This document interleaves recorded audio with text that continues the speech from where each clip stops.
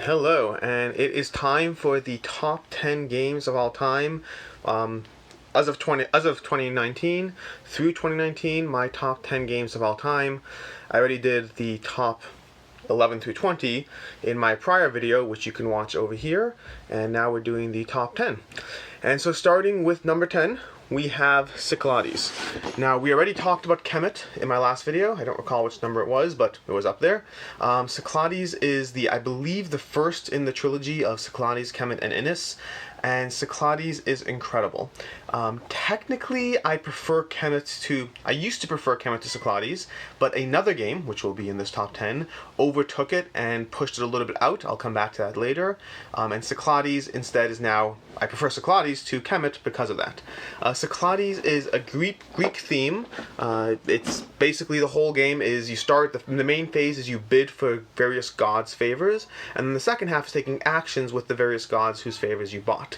The whole package works together incredibly well. The whole way that you have to try to get to a certain victory objective of having two of a certain type of building, and you have to get the gods' favors to actually do anything. If you want to attack, you have to get Ares. If you want to go on the sea, you have to get Neptune. If you want to get philosophers, there's priests with Zeus, philosophers with Athena. The whole system works together incredibly well in the sense that you're trying to do very specific, limited actions to get you your objectives, but everyone's actually outbidding you. You're basically bidding for the right to do what you want to win, which makes the entire game incredibly fascinating. The Titans expansion for Cyclades, there's a few expansions. The Titans expansion changes the entire nature of the game. I prefer it to regular Cyclades, but I like both. They both add a different element. Cyclades, plain pure Cyclades, is incredibly tight, but because of the fact that your actions are so tied to which god you can bid on, there can be times where the game drags on into a basically pull down the leader till someone gets through flaw, in the sense that if I need a certain action, if I need Ares to win, and you can all see that as soon as I get Ares, as soon as I'm able to move my troops, I'll win, then every player can take turns one at a time outbidding me on Ares and ensuring I never get Ares. Meanwhile, the player behind me, after everyone's done stopping me, he manages to pull through and everyone's out of money because they spent their whole time stopping me. Titans fixes that flaw by basically adding a sixth god that gives you a little bit more flexibility, so you're more frequently you need one of two gods instead of one of one god, which changes the whole nature of the gameplay. I believe it is an improvement, but it comes at a cost of some of the elegance of Cyclades, but it improves the end game. I prefer Titans, but both of them are incredible games. Cyclades is my number 10. From Cyclades, we have City of Spies. City of Spies is, first heard about this from Tom Vassell. It's called City of Spies Esotral 1942. If that title didn't pull you in, you're not the only one. This game is absolutely incredible. It's possibly one of the best bangs for my buck in terms of game time versus strategy. You're basically going on various, I don't know if you can see this, you're basically going on various spots on the board throughout the game with your spies, and each of your spies has different abilities as well as strength that factors into whether you win the spot and the bonuses. The game is all subterfuge and planning and bluffing and trying to outplay your opponent and trying to predict which abilities he's using. Perhaps he's putting his assassin in there, he's going to try to kill you, so if you put your diplomat in an adjacent spot, you'll be able to outplay him. But most of these cards are going face down, so it's not pure reaction. There's some form of reaction, some form of bluffing, some form of reacting to people's bluffs. The whole thing plays fairly consistently in I would say an hour generally, top of the game, like never more than 90 minutes. It's incredibly tight, plays best of 3 but still very good with 4. Imagine someone took like One Night Ultimate Werewolf, or one of those games where there's an element of bluffing, turned it into a full board game, but one that actually works. I found that real hidden element games such as Battlestar Galactica, Dark Moon, any of these longer games with a hidden element aspect to it, they get dragged down by the fact that if you're figured out in Resistance, if you're figured out in One Night Ultimate Werewolf, that's, 8 minutes gone, that's half an hour gone, then you start the next game, whatever it is. If you're figured out in Battlestar Galactica, you could be stuck there for 3.5 hours where everyone knows who you are and it sucks the fun out of the game. City of Spies Esotral really manages to have this bluffing element. It's not hidden roll, but there's an element of bluffing and navigation and screwage that is thoroughly enjoyable, and if it's not going well for you, it's not that long. It works out to 60 minutes generally, 90 minutes tops. An incredible game. That's my number 9. To my number 8, we have Coimbra. Coimbra is one that I've posted about a few times. It's a heavy Euro game by a bunch of Italian designers by Virginio, I'm not pronouncing this right, Virginio Gigli and Flaminio Brassini. They've been, I don't remember which ones, but they've been involved in various games such as Cholkin, such as Lorenzo El Magnifico. They've been involved in a bunch of other games that are notable games, some that I like, some that I don't like. Grand Austria Hotel. This game is, first of all, the rules are a beast to get through. They're not that complicated, but they're dry as anything, and the level of symbology just can really scare you off. I got this game because I saw people playing it and enjoying it, and it looked cool, so I got it. I read the rules. I started reading the rules. I almost debated getting rid of it. I'm so happy that it stuck with it, because I've played this, this is new to me this year. I've played this, I don't know, 8, 9 times, something like that, and every game is amazing. It's basically dice placement. You're rolling a group pool of dice, and then you have to pick dice and assign them to various roles. The higher the dice, the more likely it is you'll get the action you want. The lower the die, the less you'll have to pay for that action.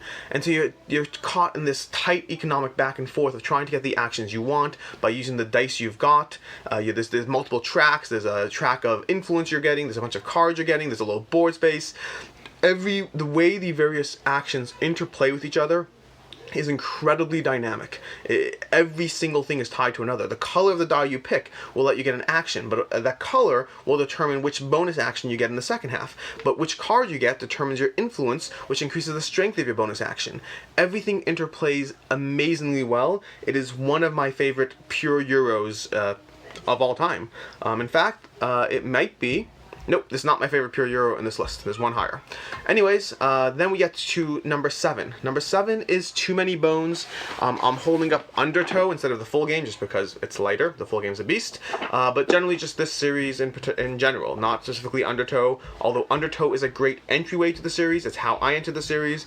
The full game is, any of them are incredibly expensive, and it tends to be a bit of a leap of, do I want to take that leap of faith and play this game?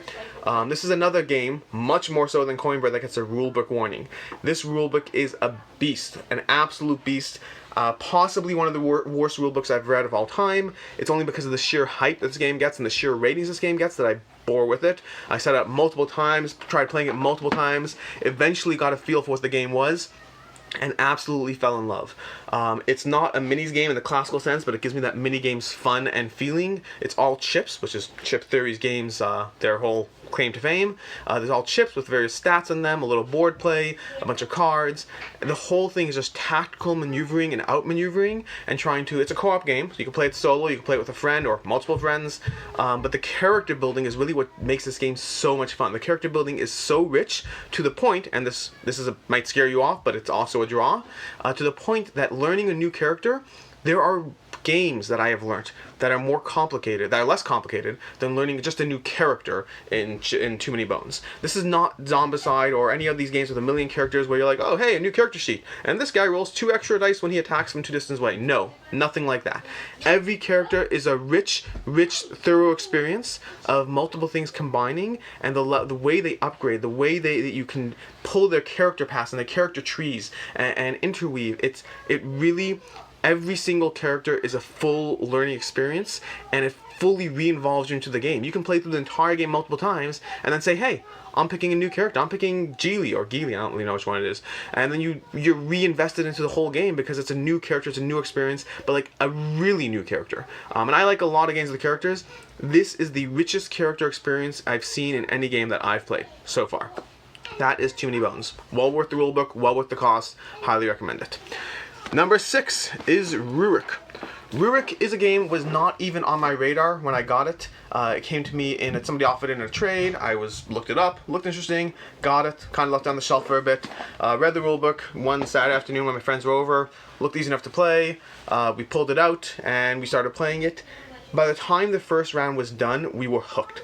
Absolutely hooked. The rulebook is very simple. It's 3 or 4 pages, very simple to learn, very simple to teach.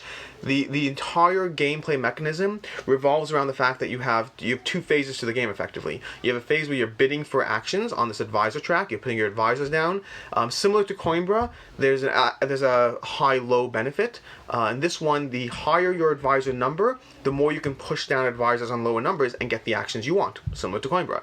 But unlike Coimbra, it's not a cost factor. The lower your advisor number, the earlier you will go in turn order, and that is essential. Your lower numbered advisor will go earlier in turn order, so you have to choose between getting the better, more powerful actions you want, or executing them on them before everyone has screwed up your ability to do something. If you get the great action you want and people have messed up your ability to utilize it, that's a waste of time. It's a waste of whatever. Rurik's entire placement is just pure screwage, pure outthinking it. Every single thing is a question of, well, if I put this here, I might get the action I want, I might get to build, but maybe I'll be pushed down and I'll only get one build. Is one build enough for me to get my strategy? Because I'm probably going to be pushed down. I'm the first guy there. What if I pay extra 2 coins and bid my advisor up? Well, then I'm paying and I might lock in the action, but people might actually outbid me anyway, or maybe I just paid 2 coins for nothing. Every single, I just played it with a friend the other day for the first time. He enjoyed it, but his concern, and I hear this, it's just for me it's a plus, his concern was that he loves deep strategy the same way I do, but his concern is there's 4,000 different variations of how a turn will play out. 4,000 is just a made-up number, but there's infinite variations of how a turn will play out. So it's not just like a tough strategy game where you get a draft in a hand of 6 cards and you have 6 incredibly tense decisions to make, but once you pick, you have it. You've locked in that card you got. In Rurik, once you pick, it's still meaningless. You're trying to overthink every single way that other people are going to screw with you, other people are going to mess with you, and then when you're done, you get to the action phase and get to do all the stuff, which may or may not be enough to win. It's a low-scoring game. An endgame score is typically in the range of around 20 or so, but it is so tight. I have played this game, I think, 8 times this year. It's new to me in 2019. Every single game, I played it twice in the past week. Every single game is incredibly tense, incredibly tough. It is, I would say, the closest thing I have to a flaw in it is because of how much screwage there is. There can be times when, if you're not getting everything you want, you can be a little disappointed in the game and feel like you're being crowded out. There are many games where, it doesn't matter how badly I'm losing, I'm still totally invested, I'm still totally enjoying it. Rurik, if you're having a really bad game, you can kind of feel that a little bit, but only a little bit. It's an incredible experience. It is my number 6. From there, we get to night number 5. Night number 5 is Zombicide. If you've been paying any attention to me, you know that I like Zombicide. Specifically Black Plague. I have not played Season 1, but I've not played the original Season 1s or 2s. I have played Green Horde, I have played Invader. Black Plague is still my favorite by far. Green Horde and Invader I'm still feeling out and giving a shot. But Zombicide is just the sheer definition of fun. That's all it is. Something I've talked about a lot is there's mainly 2 things I like in games. I like heavy strategy and fun. That's basically it. Zombicide is fun. Yes, there's strategy. Yes, there's decisions. Every single time I've lost a game of Zombicide, my friends and I have turned to each other and been like, we did that wrong. We shouldn't have opened that door. We knew there's a chance there can be 4 wolves behind it. We shouldn't have split off. We know the mistakes we made. This is not just a pure luck fest of, oh, how's this going to play out? Oh no, too many things pulled up. If you lose this game, I'm sure there's times where it just comes down to, the screwage of the cards, but if you lose this game, it's because you could have played better and it's because you took risks you shouldn't have. Zombicide is a game where if you play it well enough, if you play it with perfect control, if you play it without that element of just, I want to see what happens next, and if you really plan through your actions, you can generally account for all the variables that will come in play, and if the pace of the game is slower, you can control the pace. You don't have to win on their timeline, you can win on your timeline. You can generally win the game, which means, like, the point of saying that is, while I play this for fun, while I play this because I enjoy pulling open the door and seeing what's behind it, there's still an incredible amount of strategy and gameplay in this game. I love the game. I love all the expansions. This is one of those few Kickstarter games where I actually use everything I have. I have a bit of a FOMO sometimes, and I'll get stuff because what if it's another Zombicide? What if it's another game that I love? Zombicide is one where I've used, I think, every single expansion I have for it, not for Green Horde or Invader yet. It is a thoroughly enjoyable experience. It's accessible and easy enough to play with your 7-year-old kid, yet fun enough to play with your 40, 50-year-old friends. It is just fun. If you like the idea of moving a guy around the map, leveling up your characters, getting new abilities, finding new equipment, and just slaughtering horde after horde of zombies, Zombicide's fun. It's got hype and it's got love for a reason, and that's why I'm into it. From number 4, after everything I just said about Zombicide, Zombicide is no longer my favorite fun game. Cthulhu Death May Die has very, very clearly and strongly taken over Zombicide as my number 1 fun game. Cthulhu Death May Die does everything that Zombicide does, but better. There's a video I have over here, you can click on this link over here, where I go into that, but Cthulhu Death May Die it gives you the Zombicide experience, but in so many more pros, and then 1 or 2 potential cons depending on your viewpoint. The first pro is the character leveling up is just significantly better. The whole strategy of the game, the basic idea is still rolling dice, having characters running around, completing objectives, but every single scenario is actually unique and actually feels unique. In Zombicide, it just feels like another map, which is fine. I still like it, but it just feels like another map. In Cthulhu Death May Die, every single scenario feels like a unique experience. The way the bosses interplay with the scenario, because in Cthulhu, you pick 1 episode, 1 elder god, and you combine them, and that's your game, plus your investigators. And the way the elder gods combine with the episodes gives you a completely unique experience every single time, thoroughly enjoyable every single time. The leveling up in Cthulhu is basically comes at the cost of your sanity, and if you level up too much, you'll get super powerful, but then you'll die. Nearly every single game of Cthulhu Death May Die that I've played has come down to the wire. Win or lose, it comes down to the wire. Sometimes, like the last game I played, we had 3 investigators die. Round 1 at a time, the Elder God came onto the board, then investigators took a turn, killed part of it, died. Next one took a turn, killed part of it, died. Next one took a turn, killed part of it, died. The last one took a turn, managed to move close, get 2 large rolls with multiple dice, and managed to kill the investigator within 2 die rolls of succeeding or failing, and if he hadn't, he would have died. His space was filled with enemy characters, they would have all killed him. It was down to the wire, and every game has that. Every game has, you get to the end, you manage to win by the skin of your teeth, or you lose, they kill you, but you feel, 1 more roll, 1 more turn. The way they do that the way they do it, from a gameplay design, it's incredible. That they do is, the Elder God just levels up exponentially right before he's about to kill you, but at the same time, your characters level up exponentially right before they go insane. So they have this slow power creep on both sides, but as you get to the end, the power creep goes like that, so that either way, you feel like you just missed it, because the power creep is so high at the end of the game on both sides, the power creep on your side and the enemy team, so it really feels so tense at the last finale. I love Cthulhu Death May Die. I still love Zombicide. Cthulhu Death May Die is a better game for me. I can't believe I'm saying this. I've been so obsessed with Zombicide since I discovered it, but Cthulhu Death May Die is a better experience and a better game, and if I had to recommend, if I had to recommend one, I'd recommend Cthulhu Death May Die. As a bonus, and I actually don't play these 2 games, I don't play solo, even though I play solo games, but as a bonus, Cthulhu Death May Die is more easily soloable because you can play it with 2 or 3 characters, which is much easier to track than the 6 you need in Zombicide. So if you like solo, it's also better solo. Also it's easier to accommodate it. So that's my number 4. My number 3 game is Food Chain Magnate. I have another video where I talk about over here, where I go into Tom Vassel's critique of Food Chain Magnate and why I disagree with it. Ultimately, Food Chain Magnate, like many games, is going to be a great game for some people, and it's going to be a bad experience for others, and it's going to be a medium experience for others. That's just the way games work. Not everything is for everyone. We're looking at ratings. Ratings are averages. The highest rated games on BoardGameGeek are 8.2s, not 10s. Not 10s. I think we have 8.9s and 9.1s, but once you get to a higher ratings, you don't have 10s because not every game is for every person. That's the nature of the game. But Food Chain Magnate is an incredibly tight experience. This is my highest rated pure Euro game. There's 3 types of games in general. Well, I'm sure there's more, but in the classification of my collection, there's generally 3 types. There's fun, there's heavy Euro, and then there's hybrids. Hybrids, for instance, are Cyclades, Kemet, those types of games where there's an element of fun and Ameritrash and an element of heavy strategy. Food Chain Magnate is my highest rated Euro as of the end of 2019, and it is just so tense. It's all about opening a food chain, food chain, putting your restaurants on the board, getting competitive advantages, and then outplaying your opponents. You can become the best burger producer, but meanwhile your opponent's, advertising pizza and shoving pizza down everyone's throats, and everyone wants pizza. You can have the best.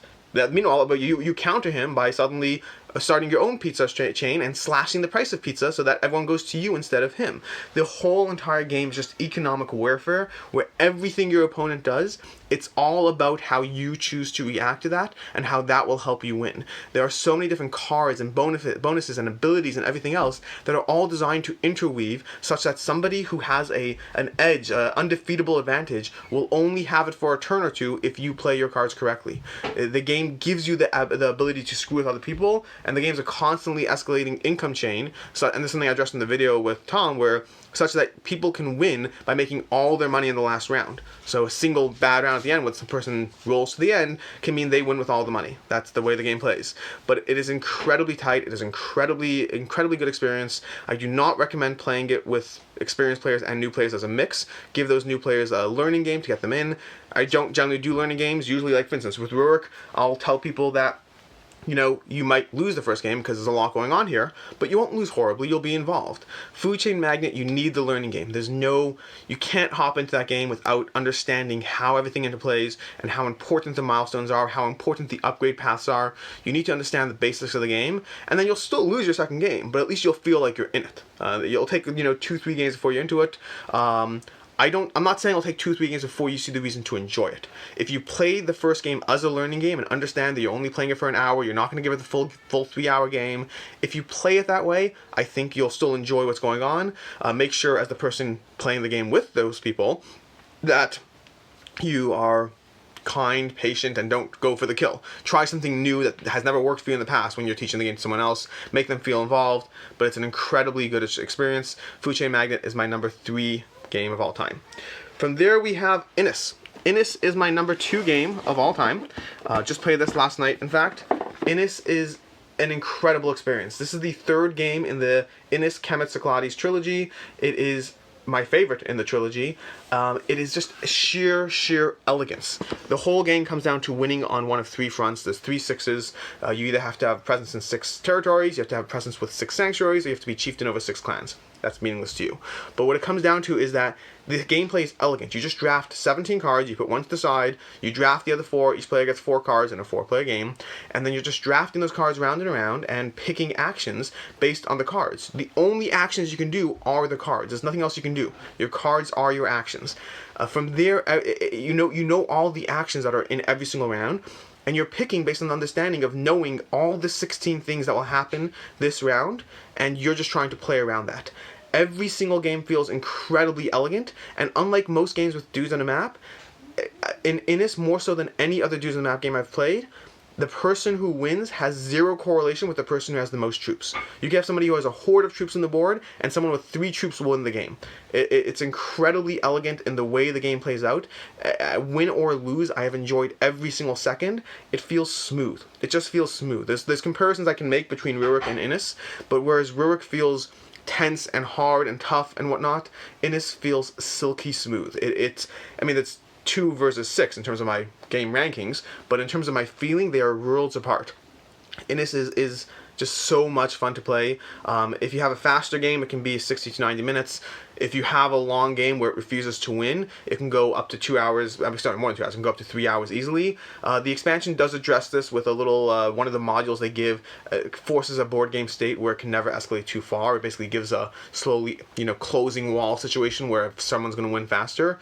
If you care about having a 3-hour game, then do that. If you only have a 2-hour block and you're trying to play Ennis and you want to ensure that doesn't drag out, that expansion module is great. The expansion adds other modules. I haven't really played with any of them yet. I'm looking forward to.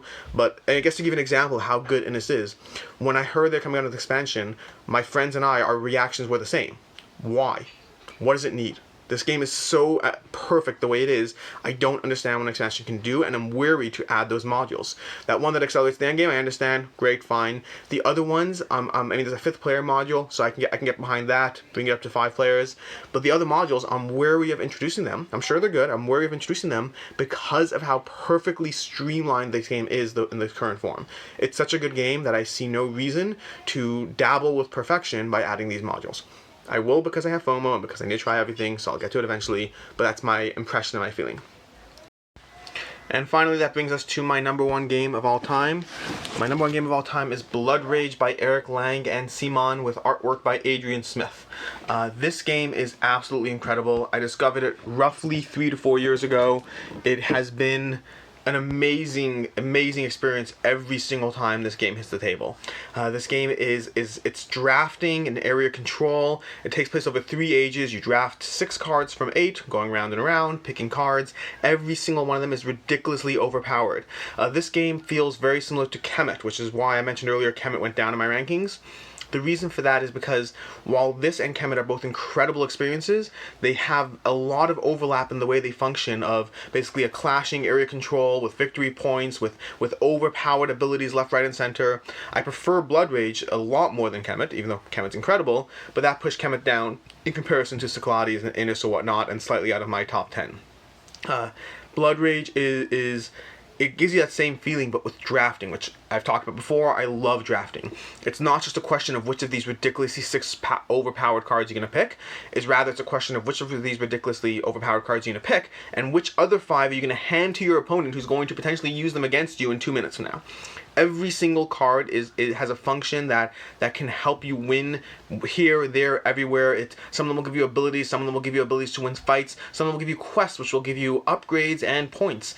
Every single thing you do in this game feels overpowered. You want to draft a coherent strategy and then use that coherent strategy to demolish your opponents. The game is tight to the nth degree. You start off each round with a limited amount of rage, which is the resource you spend to take actions. You spend that rage and you go around conquering, adding people to the board, initiating pillages, but every single pillage is it's a tight game. And then add to that game the Loki strategy of being totally fine dying because it feeds your engine, and that it changes everything. If a single player goes all in Loki, it is a bit of a flaw to the game. It can be overpowered, but that's up to the other players to stop a single player from getting everything Loki.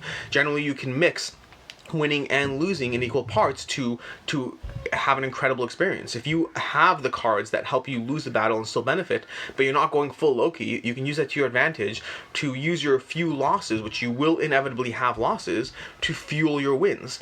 The entire experience is ridiculously overpowered.